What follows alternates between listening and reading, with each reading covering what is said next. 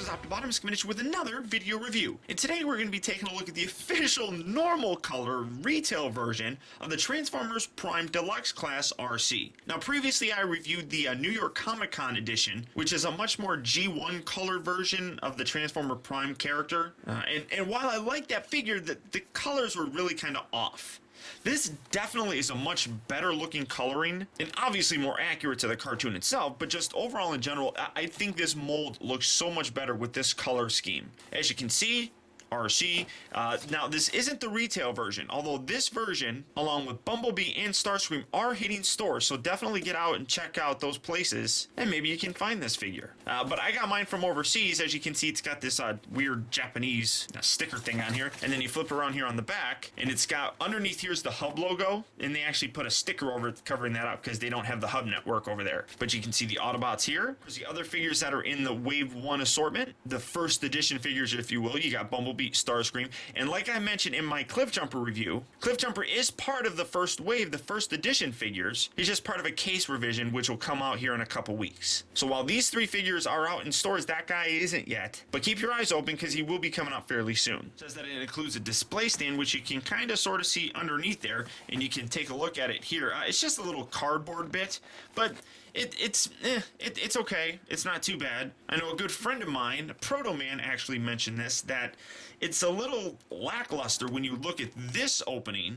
which you get a really nice kind of chrome like nameplate there, which is really nice, which you only really see on premium figures. And unfortunately, they omit that whole part in the actual stand itself. But we'll show that off here in a minute, so let's get her open and see how cool she actually looks. Okay guys, so here we have Arcee opened up and out of her packaging. And first off, kind of showing off the display stand because I didn't do it in my Bumblebee video.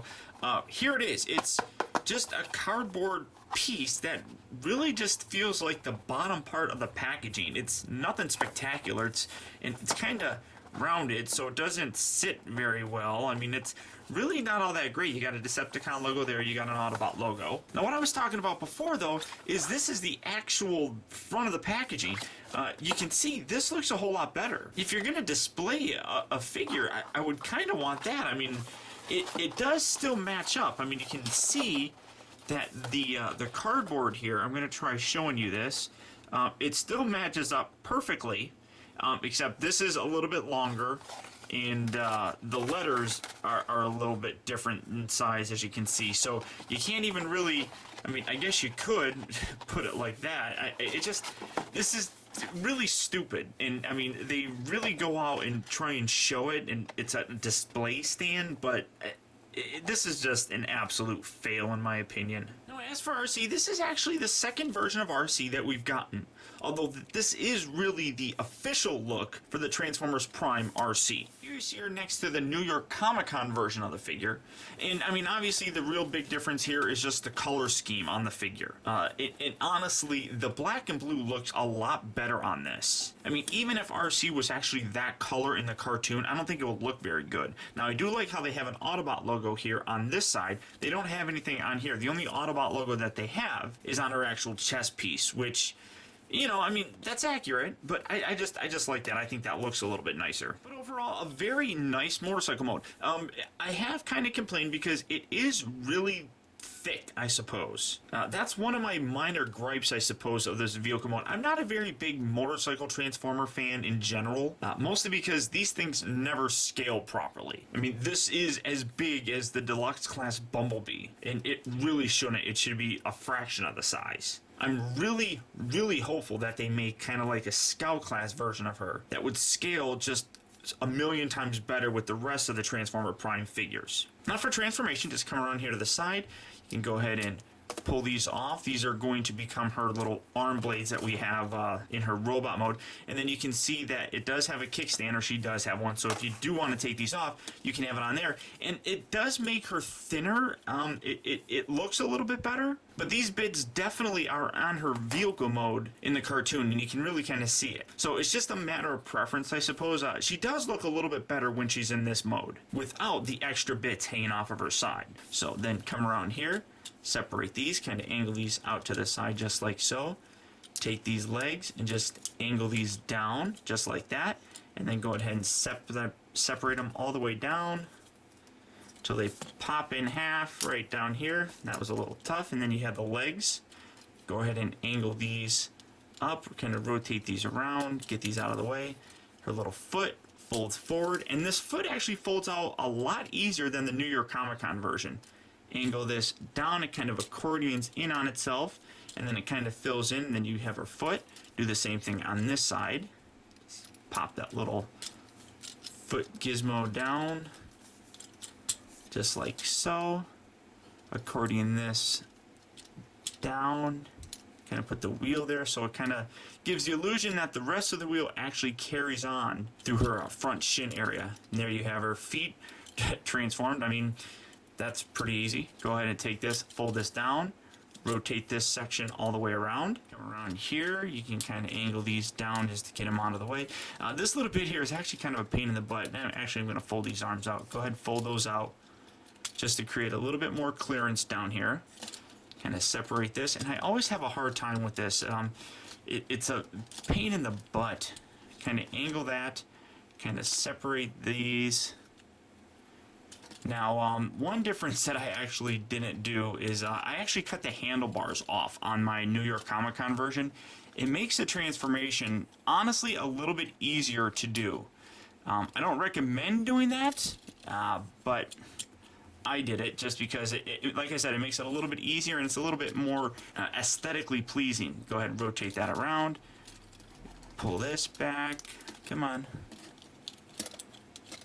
You gotta get the chest bit to separate, and it's really kind of stiff inside here. Go ahead, fold these little bits down just to get them out of the way, and then just kind of take this section and give it, there we go, give it a pull, and that's gonna bring that all the way back. Bring your head out, just like so. Fold this up. That'll kind of sort of tab, and then you can bring these back down. These are her little booby plates. Cover that up, and then you can take this now. Again, it's personal preference. You can take this, you can see a giant cavity right in here that you can fold the wheel into. It doesn't really fold in any further, depending on how you do it. I like leaving it flat down, just like so. And then these little bits angle, and then fold these little shoulder bits up, just like so. Rotate these around. Rotate these around. Straighten out her legs. Kind of get this all. And then pretty much it's just fiddling and straightening. And actually, I'm going to leave this back just because it hides it a little bit more. There we go. And here you have the Transformers Prime Deluxe Class Arcee in her robot mode. Now, in terms of her robot mode, this is definitely where I think the figure really shines. A very nice looking representation of Arcee, although, again, a little bit big. It still looks really cool. Now, there are some minor problems that I have with the figure. Specifically to this version, she's missing a lot of paint details that I really wish she actually had. In the cartoon, she's got a lot of the kind of light pink that you see down here on her arms and things of that nature, and she really doesn't have that on here at all. And I really think she could use a splash of that pink coloring throughout the entire figure. That would just give it a little bit more of an accurate look. Now, in terms of the mold, much like the New York Comic Con version, I really don't like this whole back look. I wish there was a way that this could collapse down just a little bit further, more onto her back, and give her more of a flat back as opposed to this back that's jetting out. And then these bits right here, while, you know, I see where they're going with it to try to replicate the look of the animation model, I really don't think it does a very good job of it. Now, in terms of her accessories, obviously you have these, and you can take these little bits right on here, and there are actually two different holes. You can see a set up here and a set down here. What you have, if you get the proper ones, you can put it on the side, and you can kind of fill in the sides of her legs. She's got this giant hole thing here, which I also complained in the New York Comic Con version that I really wish it looks like this. These legs should be reversed. Like this leg should be on this leg and this leg and this leg, because that would look better on the outside of the figure. But when you put these blades on the side, it doesn't look too bad. It kind of fills that in, but it really doesn't. I don't know. It doesn't, again, look very accurate, although that's really the best, I suppose, that you're going to get with that look. Now, they can also peg on her forearms. You see a gigantic peg right here, and then they just slot very difficultly right in the side there. Now, again, I really like that, except these are way too big. These are a whole lot bigger than they really should be. So her blades were not this big in the show, so I definitely don't like that. And one thing that really does kind of suck is she doesn't come with a cannon or any kind of gun weapon.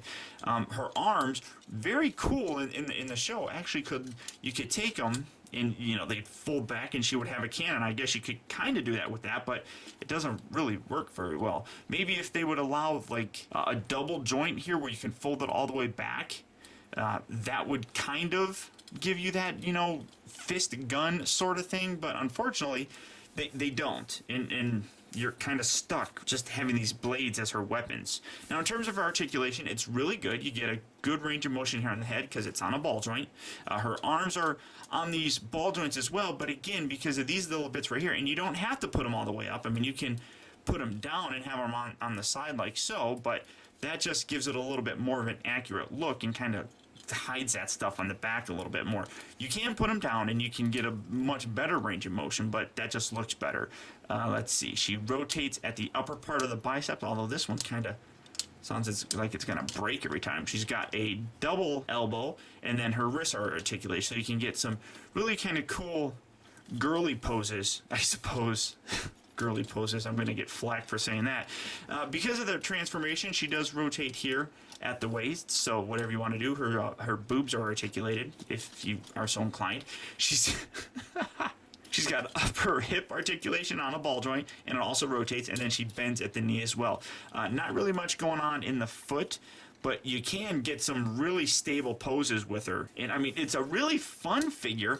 There are just some, well, not some, there's a lot of minor problems that I have with this figure itself that really prevent it from being one of the top figures in the Transformers Prime lineup. For comparison, here she is next to the New York Comic Con version. And one thing, I'm still on the fence about doing this or not. As you can see, I actually cut off the handlebars on this version of Arcee, so they hide a whole lot better and you don't really get them. Now, this one, you can plainly see them. Let me kind of get it straight on here. You can plainly see them there in the back, but it's not nearly as bad because the rest of the figure is dark, so they kind of blend in. That's really something I wish they actually did. Put these on a hinge, and it looks like they could have, and you could have folded those in, but, I'm not a Hasbro designer, so, unfortunately, they don't ask me. But here you see the comparisons between the two. And again, this is where you can see that this coloring looks really good. But even if this was how she looked in the actual cartoon, it probably wouldn't work very well. I really think that this is a much better coloring for this character. Now for transformation back into her motorcycle, go ahead and remove these little bits. Just throw those off to the side. And then depending on where you want to start, you can fold these little bits down. You can rotate this section. Kind of lift her boobies. Pull this section back just like so, and take her head and just tuck that down inside there, and then you can bring this up just like that.